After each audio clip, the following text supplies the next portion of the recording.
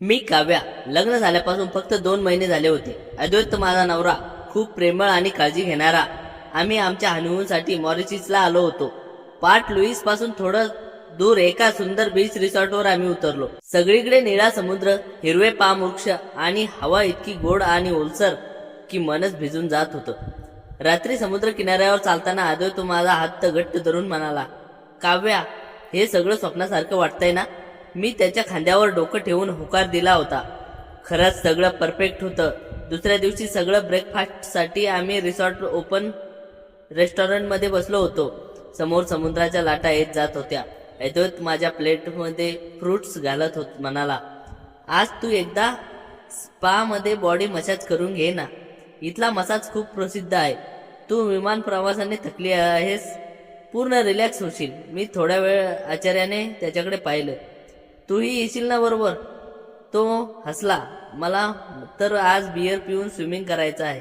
तू एकटी जा, स्पा रिसॉर्टमध्येच आहे, सगळं सुरक्षित असते. मी तुला रूमवर सोडतो. त्याच्या डोळ्यात काळजी आणि प्रेम होतं. मी थोडा विचार केला आणि होकार दिला.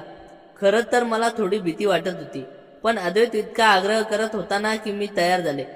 रूम मध्ये आल्यावर मी हलका पिंक कलरचा सलवार कमीज घातला, केस व्यवस्थित बांधले, थोडी लिप ग्लॉस लावलं आणि अद्वैतला मी जाते म्हणून निघाले. रिसॉर्टच्या गार्डन मधून चालताना मनात विचार येत होता, नवीन ठिकाण, नवीन अनुभव, काय हरकत आहे रिलॅक्स व्हायला. स्पा सेंटर अतिशय सुंदर होतं. आज शिरताच अगरबत्त्याचा मंद सुगंध, हलकं पारंपरिक संगीत आणि सुखवा प्रवास. रिसेप्शनमध्ये एका मुलीने हसून स्वागत केलं. मॅडम, फुल बॉडी मसाज 1 तास? मी हो म्हणाले. तिने फॉर्म भरून घेतला आणि मला आतल्या खोलीकडे नेले. खोली अतिशय स्वच्छ आणि शांत होती. मधोमध एक मसाज टेबल, बाजूला सुगंधी तेलाच्या बाटल्या आणि हलके पडदे होते. मी आत शिरले तेव्हा एक उंच देखणा तरुण माझ्या दिशेने वळाला आणि त्याचं नाव कबीर होतं. तो भारतीय वंशाचा होता. मिश्रित हिंदी इंग्लिश बोलत होता. गोरा रंग, मजबूत शरीर, खोल डोळे आणि ओठावर मंद हास्य. वय साधारण 28-30 दिसत होतं. हॅलो मॅडम, मी कबीर, आज तुमचा मसाज करणार आहे. पूर्ण आरामात राहा. त्याचा आवाज इतका मोहक आणि आत्मविश्वासपूर्ण होता की मी क्षणभर त्याला टक लावून पाहत राहिले. त्याने मला कपडे बदलण्यासाठी छोट्या कॅबिन दिली. मी सलवार कमीज काढून फक्त टॉवेलमध्ये गुंडाळून बाहेर आले. टेबलवर पोटावर झोपताच मनात अद्वैतची आठवण येत होती. तो म्हणाला तेव्हा ठीक होतं, पण आता थोडं गोंधळल्यासारखं वाटत होतं. कबीरने हात गरम तेलाने भरले आणि माझ्या तळपायापासून सुरुवात केली. त्याचे हात कुशलतेने होते. तो दाब योग्य ठेवून स्नायू हळूहळू सोडू लागलाय. मॅडम, तुमचे पाय टाईट आहेत, प्रवासात थकले असतील, तो हलक्या आवाजात म्हणाला. मी फक्त हं म्हणलं. हळूहळू त्याचे हात वर चढू लागले. पावलावरून मांड्यापर्यंत प्रत्येक स्पर्शात एक वेगळा उबदार जाणीव होती. मी डोळे मिटले. मनात विचार येत होता, हे नॉर्मल आहे काव्या? मसाज असाच असतो? पण शरीर मात्र वेगळीच प्रतिसाद देत होतं. श्वास थोडा वेगवान झाला होता. तो माझ्या पाठीवर आला. टॉवेल थोडा खाली सरकवला आणि कमरेवर तेल ओतलं. त्याचे मजबूत बोट पाठीच्या कण्यावर फिरत होती. तो शोल्डर्स खूप ताणलेले होते. तो म्हणाला, काय तुम्ही हाताने खांदे दाबायला सुरुवात केली? माझ्या नकळत उसासा बाहेर पडला. तो हलकासा हसला. आरामात घ्या, सगळा स्ट्रेस बाहेर काढा. मला त्याचा स्पर्श जास्त अतरंगी वाटू लागला. त्याचे हात खांद्यावरून मानेकडे सरकले. बोटांनी हळूहळू मसाज करतात त्याने माझ्या कानाजवळ हलक्या आवाजात विचारलं, मॅडम, तुम्ही नवविवाहित आहात का? हनीमून? मी लाजून हसले. हो, 2च दिवस झाले. मॉरिशस हनीमूनसाठी परफेक्ट आहे. तो कुजबुजला. त्याने हात कमरेच्या बाजूला फिरवत टॉवेल आणखी खाली सरकवला. मला अस्वस्थ वाटलं, पण मी काही बोलले नाही. मनात एक विचित्र द्वंद्व सुरू झालं होतं. अद्वैतला सांगावं का? पण त्यानेच तर पाठवला आहे आणि हा स्पर्श इतका वेगळा वाटतोय. कबीर मला हळूहळू पाठीवर फिरवलं. मी त्याच्याकडे चेहऱ्याकडे पाहत होते. त्याचे डोळे माझ्या डोळ्यात खोलवर उतरले. घामाच्या थेंबांनी त्याचे कपाळ ओले झाले होते. मॅडम, तुम्ही खूप सुंदर आहात, तो म्हणाला, पण नंतर हसून म्हणाला, काव्या, नाव छान आहे. मी आश्चर्याने विचारलं, नाव कसं कळलं? रिसेप्शन वरून पाहिलं. तुमच्यासाठी आज विशेष मसाज करतो आहे, तो हसत म्हणाला. त्याने हात माझ्या पोटावरून बाजूला हळू फिरवत होते. प्रत्येक स्पर्शात आकर्षण जाणवत होतं. मी मनात अद्वैतला सांगत होते, हे फक्त मसाज आहे, पण माझं शरीर आणि मन दोन्ही जाणवत होतं की हे मसाज राहिलेलं नव्हतं. त्याचे बोटं हळूहळू वर चढू लागले. मी श्वास रोखला. हृदय जोरजोरात धडत होते.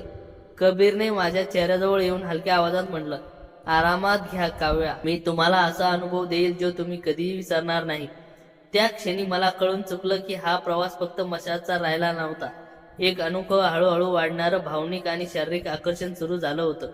मी श्वास रोखून पडले होते. कबीरचे हात पोटावरून हळूहळू वर चढत होते. त्या क्षणी मनात एकदम अद्वैतचा चेहरा तरळला. मी किंचित थरारले आणि हलक्या कंपित आवाजात म्हणाले, कबीर थांबा, हे काय करताय तुम्ही? त्याने लगेच हात थांबवले, पण ते माझ्या शरीरावरून काढले नाहीत. त्याचे गरम तळहात अजूनही माझ्या त्वचेवर होते. तो शांतपणे अगदी मऊ आवाजात म्हणाला, काव्या, तुम्हाला आवडत नाही का? मी लगेच थांबतो. फक्त एक शब्द सांगा. मी काही बोलले नाही. माझे शब्द गळ्यात अडकले होते. एक बाजू सांगत होती, काव्या उठ आणि निघून जा. दुसरी बाजू मात्र माझ्या त्याच्या स्पर्शाने निर्मल झालेल्या अनोखे उबदारपणाला सोडायला तयार नव्हती. मी फक्त डोळे मिटून घेतले. कबीरने हळूच माझ्या खांद्यावर हात फिरवला. त्यामुळे दाब कमी, फक्त प्रेम स्पर्श होता. मी कधीही जबरदस्ती करत नाही, पण तुमच्या शरीराने सांगितलं की तुम्हाला हा स्पर्श आवडतोय. तुमचे श्वास वेगवान झालेत. तुमची त्वचा गरम झाली आहे. मी ते जाणवतोय. मी लाजून डोळे उघडले. त्याचे खोल डोळे माझ्यावर खिळले होते. त्यात लालसा नव्हती, तर एक विचित्र काळजी आणि आकर्षण होतं. कबीर, मी नवविवाहित आहे. माझा नवरा बाहेर आहे. मी कसंबसं म्हणाले. तो हलकासा हसला. माहीत आहे, पण हनीमूनमध्ये स्त्रीला पूर्ण आराम मिळायला हवा, पूर्ण सुख मिळायला हवं. तुमचा नवरा तुम्हाला जे देतो त्यापेक्षा जास्त मी देऊ शकतो. फक्त आज, फक्त क्षणापुरतं. आणि माझ्या कपाळाला हलकाशा बोटाने स्पर्श केला. घाबरू नका, मी तुम्हाला कधीही दुखवणार नाही. त्याचे शब्द रुंजी घालू लागले. अद्वैत खूप प्रेम करतो मला, कधीही वाईट वागवत नाही, पण त्याचे स्पर्श तो नेहमी गायीत असतो. कबीर मात्र त्याचं इंच त्वचेला जाणून घेत होता. त्याने मला हळूवार पाठीवर फिरवलं. आता मी त्याच्यासमोर पूर्ण तयार होते. फक्त छोट्या टॉवेलने झाकलेली माझ्या छातीवर तेल ओतताना त्याची बोटं हळूहळू फिरू लागली.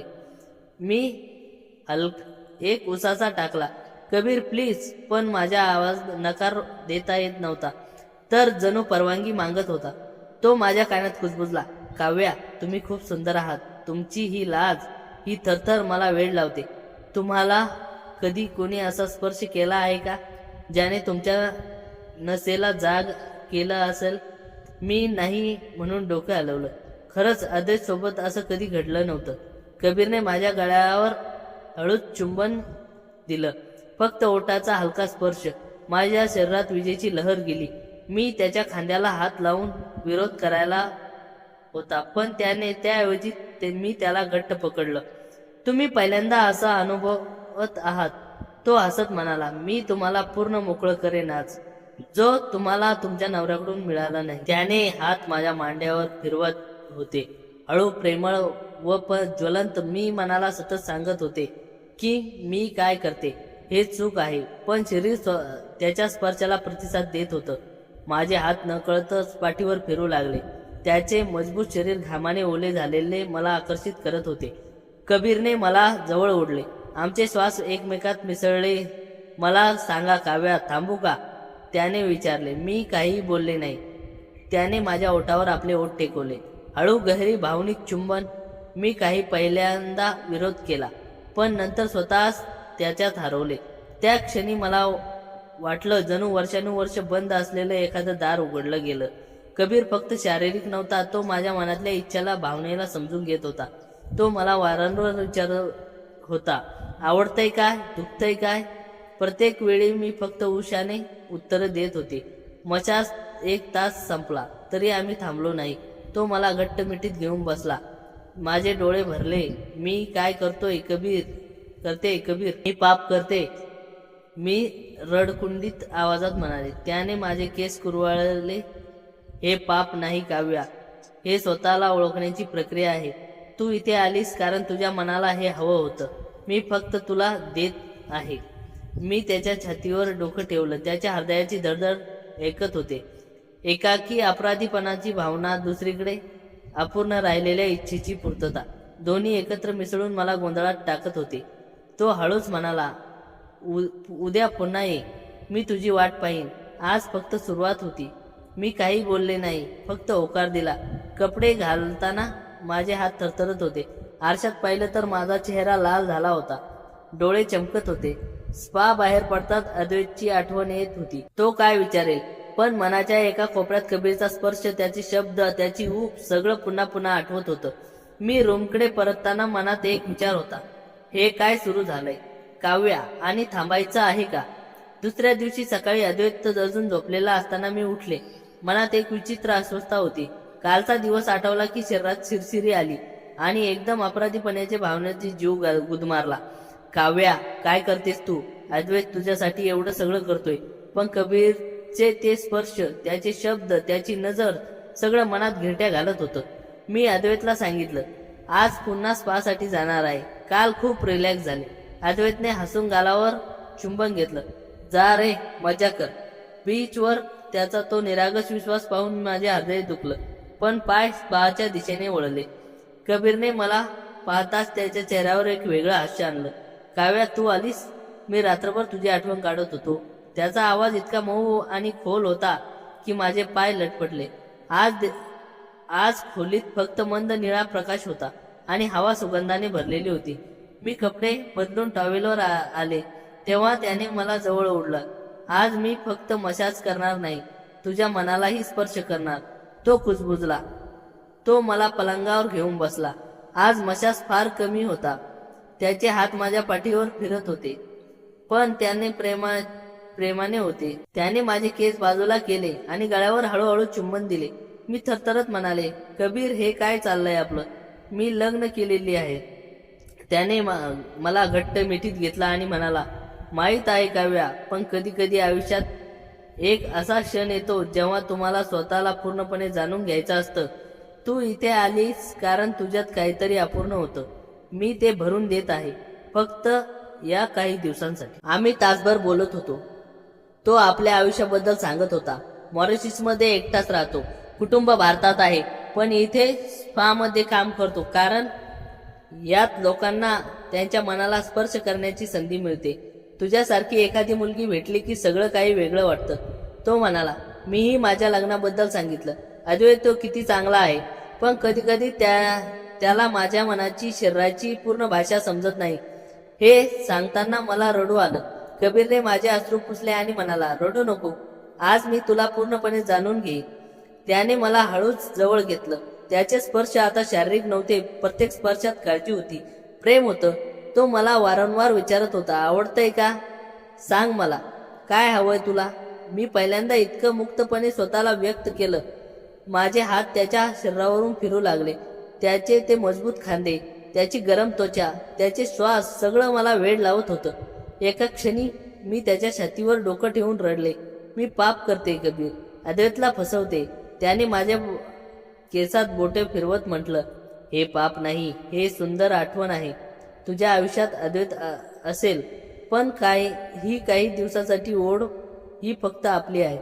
तू माझ्या हृदयात कायम राहशील. त्या दिवशी आम्ही एकमेकात पूर्ण हरवून गेलो. शारीरिक जवळीक होती, पण त्याहूनही जास्त भावनिक ओढ होती. तो मला स्त्री म्हणून जागृत करत होता. जे अद्वैतकडून कधीही मिळालं नाही ते कबीर देत होता. पूर्ण लक्ष, पूर्ण समज आणि प्रेम स्पर्श. स्पा बाहेर पडताना माझा चेहरा चमकत होता. अद्वैतने रूममध्ये पाहताच विचारलं, काय रे, आज आणखीन चांगला मसाज झाला वाटतं. मी हसले, पण आतून कळवळले, हो, खूप छान. रात्री अद्वैत माझ्या जवळ आला तेव्हा त्याला घट्ट, पण मनात कबीर होता. एकीकडे अपराधीपणाची भावना आणि दुसरीकडे अपूर्ण इच्छेची पूर्तता. मी गोंधळून गेले होते, पण एक गोष्ट नक्की, कबीर आता फक्त मसाजवाला राहिला नव्हता. तो माझ्या हृदयात गहन आकर्षण बनला होता. उद्या शेवटचा दिवस होता. मनात भीती होती आणि उत्सुकताही होती. काय होणार शेवटी? शेवटचा दिवस, हनीमूनचा शेवटचे पूर्ण दिवस. सकाळी अद्वैत अजून झोपलेला असताना मी खिडकीजवळ उभी राहिले. बाहेर समुद्र शांत लाटा मारत होता, पण मन मात्र खूपच गोंधळलेलं होतं. 3 दिवसात कबीरने माझ्या आयुष्यात एक वेगळंच विश्व घडवलं होतं. अद्वैत खूप प्रेम करतो हे मला माहीत होतं, पण कबीरने दिलेली ती भावनिक व शारीरिक पूर्तता मी कधीही विसरू शकणार नव्हते. मी अद्वैतला सांगितलं, आज शेवटचा मसाज घेऊन येते, उद्या परत जायचं आहे ना. अद्वैतने माझ्या हाताला ओढलं आणि म्हणाला, जा रे, पण लवकर ये. आज संध्याकाळी आपण समुद्र किनाऱ्यावर डिनर घेऊ. त्याचा निरागस चेहरा पाहून माझ्या हृदय तुटत होतं. मी त्याच्या गालावर हलकं चुंबन घेतलं आणि निघाले. रस्त्यात मनात विचार येते की काव्य आज शेवटचा आहे, त्यानंतर कधीही नाही. पात कबीरने मला पाहताच जवळ घेऊन मिठी मारली. काव्य, आज तू माझी आहेस पूर्णपणे. त्याच्या आवाजात एक वेगळीच ओढ होती. आज खोलीत फुलांचा सुगंध होता. त्याने मला हळूच टॉवेलमुक्त केले आणि पलंगावर घेतलं. आत मसाज नव्हता, फक्त प्रेम होतं. त्याचा हात माझ्या प्रत्येक इंचावर फिरत होता, जणू मला कायमचं बनवू पाहत होता. कबीर, उद्या मी भारतात परत जाते, मी त्याच्या छातीवर डोकं ठेवून म्हणाले. माझे डोळे भरले. त्याने माझे केस कुरवाळले आणि म्हणाला, माहीत आहे, मी तुला कधीही विसरणार नाही, पण दिवसात जे घडलं ते फक्त आपलं आहे.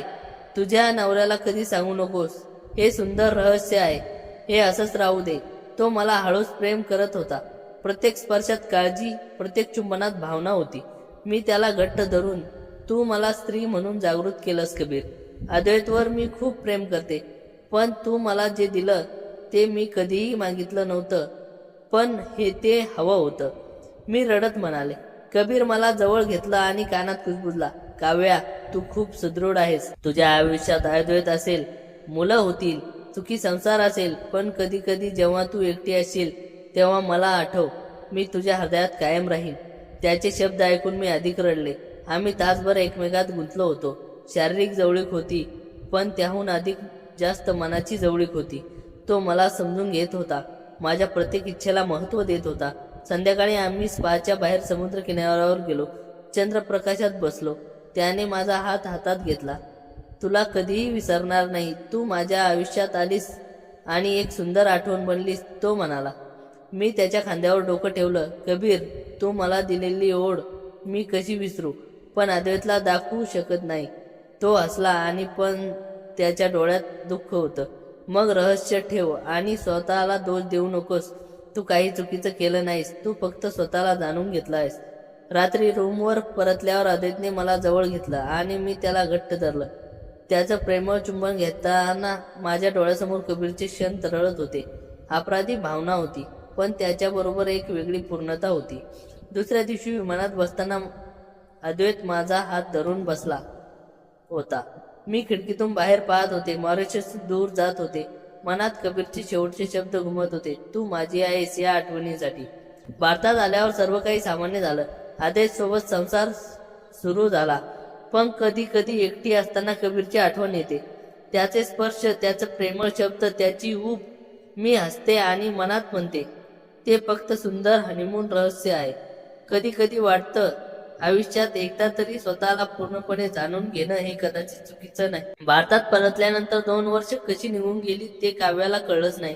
अद्वैत सोबतचा तिचा संसार अगदी सुखाचा चालला होता. अद्वैत पूर्वीसारखा प्रेमळ, काळजी घेणारा नवरा होता. काव्य आता एका मोठ्या कॉर्पोरेट कंपनीत फायनान्स मॅनेजर म्हणून काम करत होती. तिचं आयुष्य खूप व्यस्त झालं होतं, पण तरीही कधीतरी शांत रात्री खिडकी बाहेर पडणाऱ्या पावसात ती पाहताना, रेडिओवर एखादं मंद संगीत ऐकताना तिला मॉरिशसचे ते दिवस आणि कबीरची ऊब आठवायची. ते तिच्या आयुष्यातलं एक असं रहस्य होतं जे तिने मनाच्या एका कोपऱ्यात कुलूप लावून बंद केलं होतं. पण नियतीच्या मनात काहीतरी वेगळंच होतं. एक दिवस ऑफिसमध्ये काव्याने कॅबिनचा दरवाजा वाजला. तिच्या बॉसने आत ये म्हटलं. काव्या, भेट आमच्या नवीन रिजनल हेडची. हे नुकतंच परदेशातून भारतात शिफ्ट झाले आहेत आणि आजपासून आपल्या मुंबई ऑफिसचा कारभार सांभाळणार आहेत.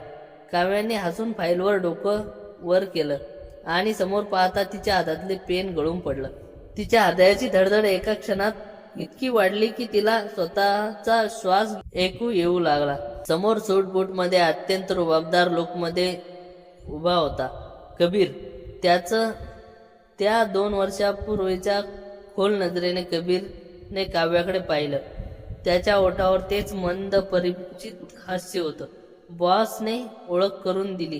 काव्या, हे कबीर. कबीर, ही काव्या, आमची सगळ्यात हुशार फायनान्स मॅनेजर. कबीरने आपला मजबूत हात पुढे केला. Hello Kavya, nice to meet you. तुमच्याबद्दल खूप ऐकले. काव्या पूर्णपणे थरथरत होती. तिने कसाबसा आपला हात कबीरच्या हातात दिला. 2 वर्षानंतर त्याच्या हातात तो गरम आणि ओळखीचा स्पर्श होताच काव्याच्या अंगावर काटा आला. ती कसबस म्हणाली, hello sir, welcome to the company. Boss निघून गेल्यानंतर कॅबिनमध्ये पूर्ण शांतता पसरली. काव्याला काय बोलावं समजत नव्हतं. कबीरने कॅबिनचा दरवाजा हळूच लावून घेतला आणि तो काव्याच्या टेबलजवळ आला. काव्या, मॉरिशस नंतर मी स्पा मधील काम सोडलं. मला कॉर्पोरेट क्षेत्रात करिअर करायचं होतं आणि भारतात परत यायचं होतं. पण मला अजिबात कल्पना नव्हती की तू याच कंपनीत असशील. हे खरंच एक आश्चर्य आहे. कबीर अगदी मऊ आणि जुन्या आवाजात म्हणाला. काव्याने स्वतःला सावरत म्हणलं, कबीर सर, प्लीज. ते जे काही मॉरिशसमध्ये घडलं ते एक सुंदर रहस्य होतं. मी आता अद्वैत सोबत खूप सुखी आहे. इथे आपण सहकार्यासारखे राहूया. प्लीज जुन्या गोष्टी काढू नका. कबीरने तिच्या डोळ्यात पाहिले. त्यात कोणतीही जबरदस्ती नव्हती, फक्त एक जुनी काळजी होती. काव्या, घाबरू नकोस. मी तुझ्या सुखी संसारात अडथळा आणायला आलेलो नाही. मी फक्त तुझा बॉस म्हणून इथे राहीन. पण माझ्या मनात तुझ्याबद्दल असलेली ओढ कधीच संपणार नाही. त्यानंतर ऑफिसचे कामाचे दिवस सुरू झाले. कबीर आपले शब्द पाळले होते. तो काव्याशी नेहमी व्यावसायिक पद्धतीने वागायचा. पण कधी कधी मीटिंगमध्ये सर्वांसमोर बोलताना कबीरची नजर नकळत काव्यावर स्थिरवत असे आणि काव्याला त्या नजरेतील अर्थ चांगलाच उमजत होता. अद्वैत अजूनही तिच्यावर खूप प्रेम करायचा, पण कबीर रोज तिच्या डोळ्यासमोर असल्याने काव्याच्या मनातील द्वंद्व पुन्हा जिवंत झालं होतं. एक दिवस मुंबईत मुसळधार पाऊस पडत होता. ऑफिस सुटायची वेळ झाली होती आणि काव्या गाडी बंद पडली होती. अद्वैत एका महत्वाच्या बिझनेस मीटिंगसाठी शहराबाहेर गेला होता. काव्या टॅक्सी शोधत ऑफिसच्या बाहेर उभी राहून भिजत होती. तेवढ्यात कबीरची आलिशान गाडी तिच्या समोर येऊन थांबली. काच खाली करत कबीर म्हणाला, काव्या, खूप पाऊस आहे, टॅक्सी मिळणार नाही. चल, मी तुला घरापर्यंत सोडतो. एक बॉस म्हणून नाही तर एक मित्र म्हणून नकार देऊ नकोस. काव्याने विचार केला आणि त्या गाडीत बसली. गाडीत मंद संगीत वाजत होतं. बाहेर पाऊस आणि गाडीत एसी, थंड हवा. अचानक काव्याने 2 वर्षापूर्वीची स्पाची खोली आठवण झाली, जिथे असाच मंद सुगंध आणि शांतता होती. गाडी चालवता चालवता कबीरने विचारलं, कशी आहेस काव्या? अद्वैत कसा आहे? मी खूप छान आहे. अद्वैतही खूप चांगला आहे. तो माझी खूप काळजी घेतो, काव्या म्हणाली, जणू ती स्वतःच्या मनातलं समजावत होती. कबीरने गाडी एका सिग्नलला थांबवली. त्याने वळून काव्याकडे पाहिले. पावसाचे काही थेंब तिचे केस ओले झाले होते आणि ती हलकी थरथरत होती. कबीरने गाडीच्या मागच्या सीटवर येऊन गरम शाल काढली आणि काव्याच्या अंगावर टाकली. हे करताना त्याचे बोट काव्याच्या गळ्याला स्पर्श करून गेले. काव्याने अचानक दचकून कबीरकडे पाहिले. कबीर डोळ्यात तीच 2 वर्षापूर्वीची लालसा आणि प्रेम स्पष्ट दिसत होतं. काव्या, तू कितीही नाकारलंस तरी तुझ्या मनात माझ्यासाठी जागा आहे, हे मला तुझ्या श्वासावरून कळतं. मी तुला आजही विसरू शकलेलं नाही. कबीर अगदी जवळ येऊन कुजबुजला. काव्याचे मन पुन्हा एकदा 2 भागात विभागलं गेलं होतं. एकीकडे अद्वैतचा निरागस चेहरा आणि तिचा सुखी संसार होता, तर दुसरीकडे कबीरचं वेड लावणारी ओढ आणि भावनिक पूर्णता होती, जी तिला पुन्हा एकदम स्वतःकडे खेचत होती. काव्याने डोळे मिटून घेतले.